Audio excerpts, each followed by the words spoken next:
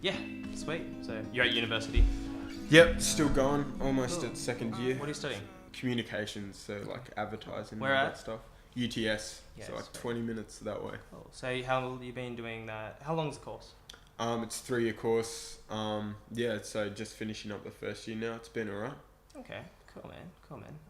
So yeah, communications. I guess what is that? Because I'm obviously in the music side of things. What does that involve? I guess, and how are you finding it? It's kind of been able to tie into music a little bit with content online, engagement levels, understanding the consumer, insight, creative briefs, just learning all the kind of industry terms and stuff. I guess what made you want to get involved in that, or what interested you in that side of world, I guess, the communications. Yeah, I just really enjoyed English, like at school. Yeah. Wanted to kind of get into, I don't know, like the advertising scene market. Yeah, sweet. I guess that's a really important part in the music industry and the arts industry in general, is just being able to navigate that content and marketing world. But no, as you said, so you were really good at English at high school. So you went to high school in Blue Mountains? Yeah. Yeah, because that's where you're originally from. So let's go back to that. All right. Because we're currently in Glebe. But before we get to that story there, I want to go back to Blue Mountains. So you grew up there, or? Yeah, no, I've grown up mainly in the Blue Mountains. Okay. I was at the same school, K to 12. Yeah, okay, cool. There, so. And so then when did you start finding that music was something, because does it run in the family? Is there a musical background there, or? Yeah, my brother's very musical. He loves it. My dad's also musical. Yeah, lot of my mum used to be an art teacher. Lots of like creative. Okay, cool. So do you remember that first? Was guitar the first thing that you got into? No, piano when I was heaps young, like 5 years old. Okay, right. Yeah. And then you just were like, that just didn't work, or? Oh no, I liked it, but I just like once I felt like I could play piano, I wanted to go on to something that I could. Yeah, nice. Okay, so when did you pick up guitar? Guitar was like year 8, year 7. Okay, right. So it's kind of when you got to high school and things like that. All right, before we get to that high school then, so your family is quite artistic, which is really great. What were you exposed to in musically? Like, was there certain types of music that you were exposed to? And I'd have to think about this one. And do you feel like that now affects, like, not affects you, but influences your music today? The stuff that you heard, like, back when you were a young kid? Yeah, I mean, like, I can remember, like, distinct car trips where, like, we'd have, like, the Beatles' #1 hits playing in the car and stuff. And, you just get behind it. You love it. And how's that, like, influenced my sound now? Yeah, do you think that has influenced? Yeah, no, I kind of, like, some artists that my parents showed me I still like, and others I don't as much. I kind of went to try and find my own music that I liked when in year 12. Yeah. When I was a bit older. Yeah. So what year do you think that you really? Because I would say that year 6, 7 time is where you're really discovering a lot of your own tastes and a lot of your own music. Do you think that was when, or what was your first memory of finding your own art, like an artist that you were like, yeah, I like this, and your parents didn't show you, or maybe it was a school friend that showed you, but I think it might even be like, I know that for me, I bought my first ever, the money that I had saved up when I was a kid, and the first record that I bought was like Wolfmother's debut album, Wolfmother. Does that have the Joker and the Thief? Yeah, Joker and the Thief, Woman, like that album was great, and so I remember that was like the first time I had self-discovery of my own music, rather than like the AC/DC and the Australian rock scene that my parents had kind of pushed onto me. Do you have any memories like that where you were like, yep, I found this artist first, or?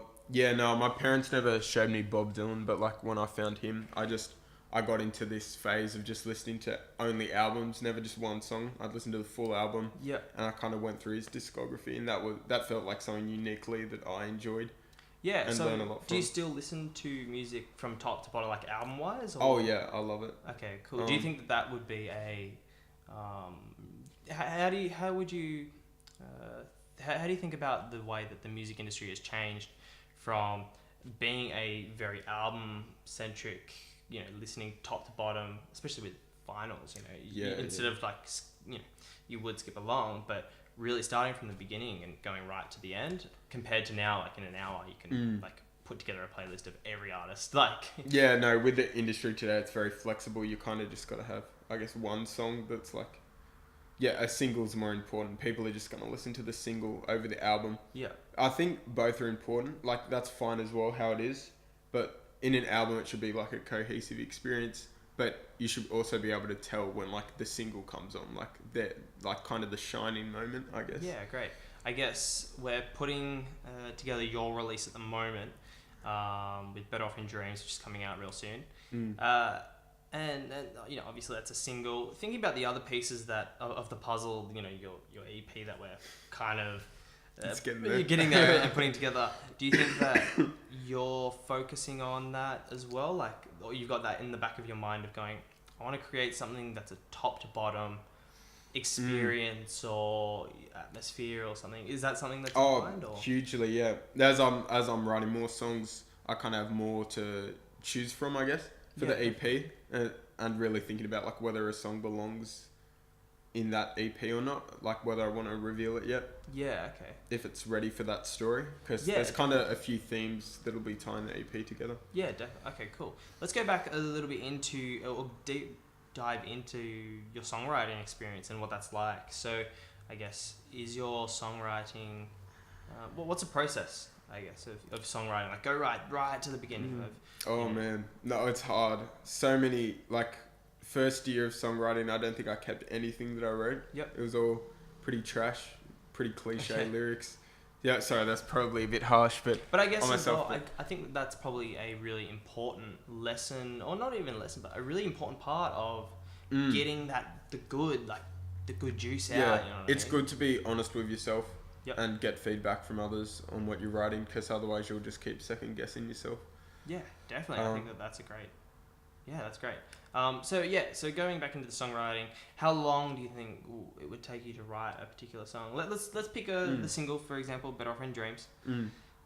How long did that take you? Where was the starting point for that? Okay, yeah, no, bit of a story. This one came together a lot quicker than the rest of my other songs, because I guess I kind of had a mission with this one.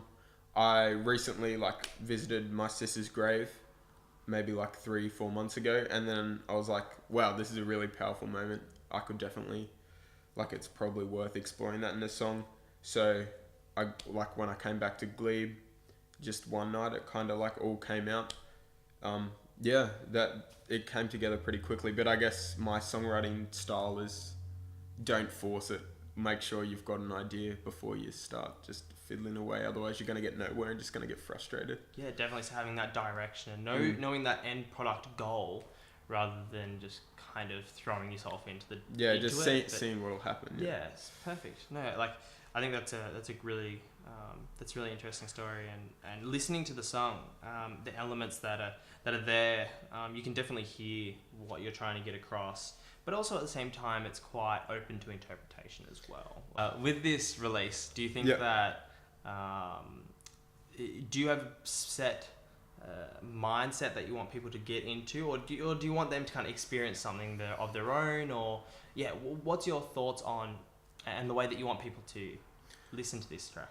Yeah, well, when I write a song, I know my goal is never for me to just enjoy it, it's for a lot of people to enjoy it. So I didn't just want to directly tell this. That's cool. I didn't want to directly just say the story for how it was. I wanted it to be a bit more interpretive, so that people can relate to it in their own way. Yeah.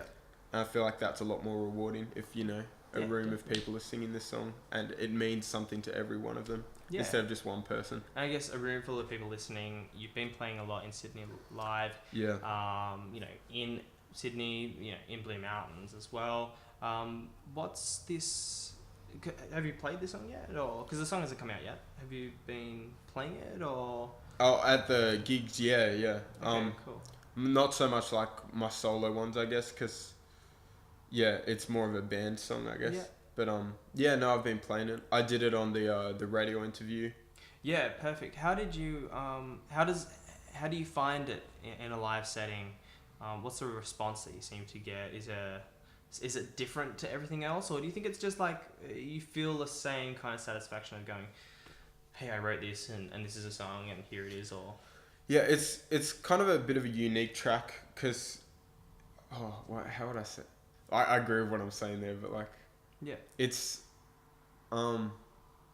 you can tell that it's like pretty personal and deep from the start, but it also is like very fast and like it moves quickly. It's got drums, it's got a guitar solo in it. Yeah. So it's kind of in a weird genre, I guess, but people seem to really enjoy it. Yeah, perfect. So we got the single coming out. We're looking at it in the future as well. Yep. Hopefully getting some tour dates out there real soon. Keen. Cool. Awesome. Manny. Cheers. Thanks, Todd.